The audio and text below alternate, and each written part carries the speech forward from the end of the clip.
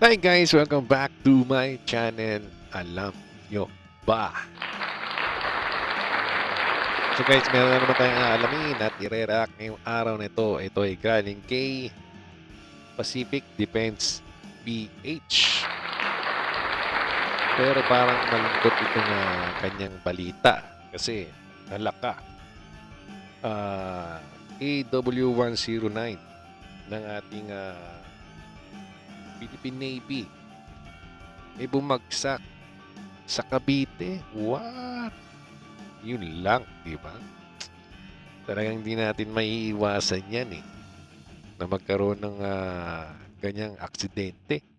At sana yung piloto natin na nagpapatakbo ng ating AW109 okay naman at ligtas sa malalang kapamakan.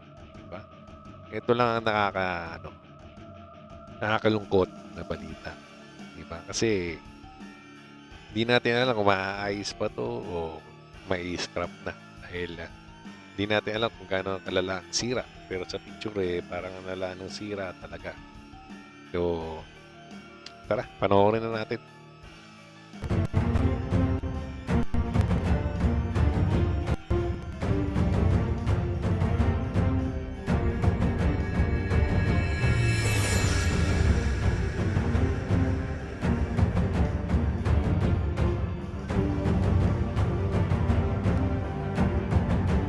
Yung kasi helicopter na yan, parang light attack helicopter din yan kasi merong dalawang dito di ba? Parang ganun din sa atin may dalawang parang guns, di ba?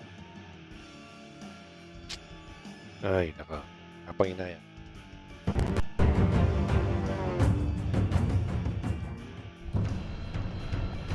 Ang isang Augusta Westland AW109 light attack helicopter ng Philippine Navy bumagsak sa Sangli Airport, Cavite City. Ito nga po mga idol ay isa sa mga light attack helicopter na AW109 na ino-operate ng ating bansa. Yan ang pag-uusapan natin, pero bago yan, kung bago ka lang sa aking channel, huwag mong kalimutang mag-like, subscribe at i-hit mo na rin ang notification bell button para lagi kang updated sa mga bagong videos natin.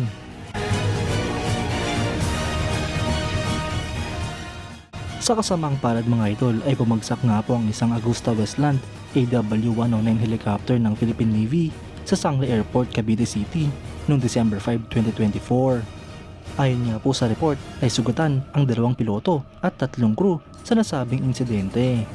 Ayon nga po kay Philippine Navy spokesperson Commander John Percy Alcos ay nag-take off nga po ang chopper na ito para sa functional flight check matapos ang 400-hour maintenance inspection na mangyari ng aksidente. Sa ngayon ay patuloy pa nga rin po ang investigasyon sa dahilan ng pagbagsak.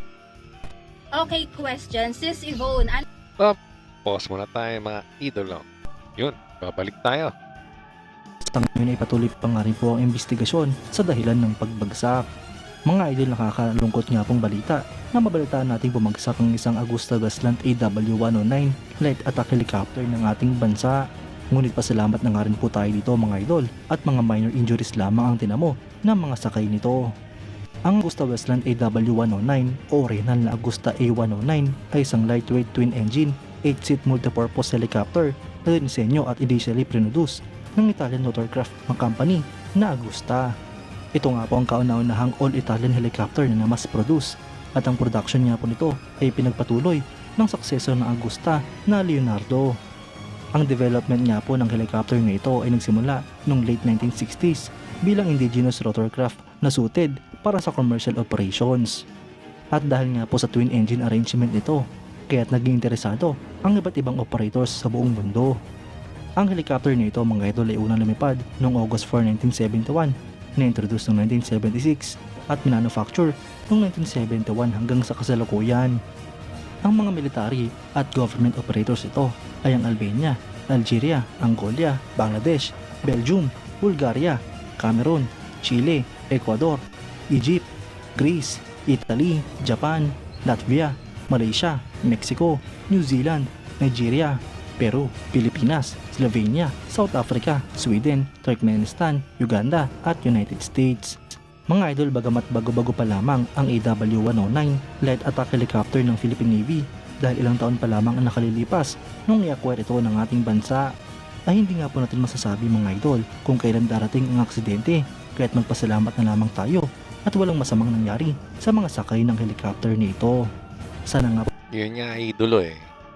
Nakapanginahin din talaga na yun nga, na-aksidente yung ano natin, ang ating Agusta ng AW109 dahil kukunti lang ang ating mga ganyan. Eh, kailangan din natin yan kasi isa to sa mga light attack helicopter natin. Pero ang pinaka-importante dyan yung mga piloto natin, pati yung crew. May crew pa palang kasama na 3, so 5. At least minor injury lang ang kanilang natamo.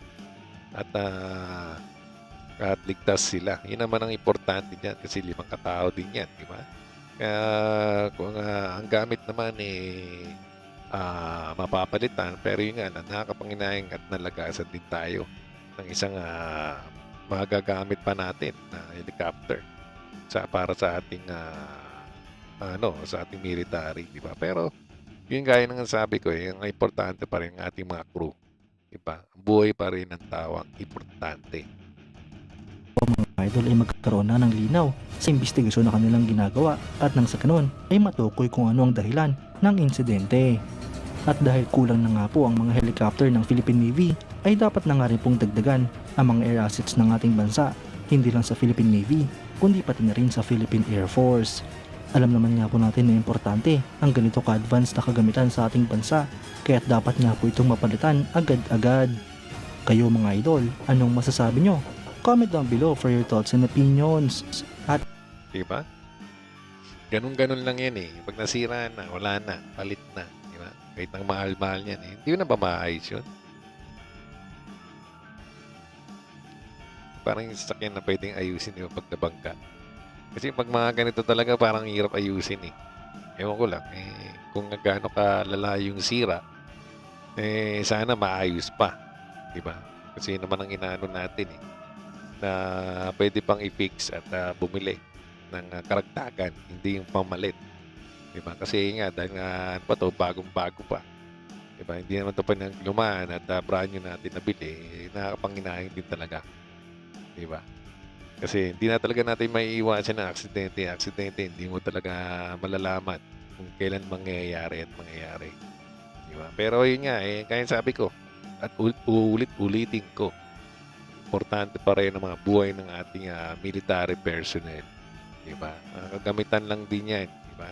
Na pwede talagang masira at mapalitan. Pero ang buhay ng tao, hindi mo mapapalitan. Diba?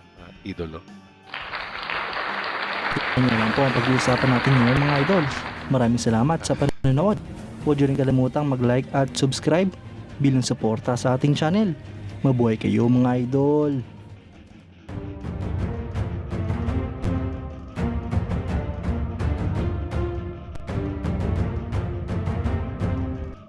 So yun, ganun talaga ang buhay, di ba? Ganun talaga ang mga makinarya, hindi mo masabi.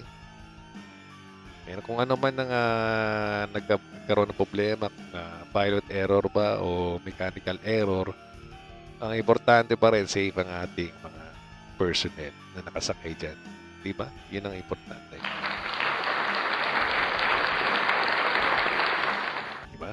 So yun, nalagasan man tayo ng isang helicopter, in the future siguro, di ba? Mapalitan at madagdagan pa, di ba? At sana kung fixable pa to, fixable! What the words that?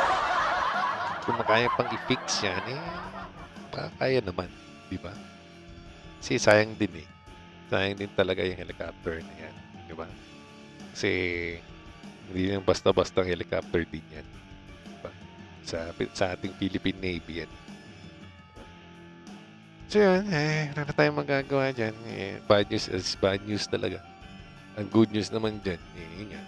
Safe ang ating mga military personnel na nakasakay dyan. Yun ang importante. So yun, maraming salamat kay Pacific Defense PH sa kanyang video. Lalagay ko sa description nga below kanyang full video, pati po kanyang YouTube channel. So huwag niyo pong kalimutan na mag-subscribe po sa kanya. At syempre rin po, huwag niyo rin pong kalimutan na subscribe din po sa aking channel. Hit niyo po yung notification bell at yung like button. At huwag niyo rin pong kalimutan na i-follow din po ako sa aking Facebook page na Alam Nyo Ba.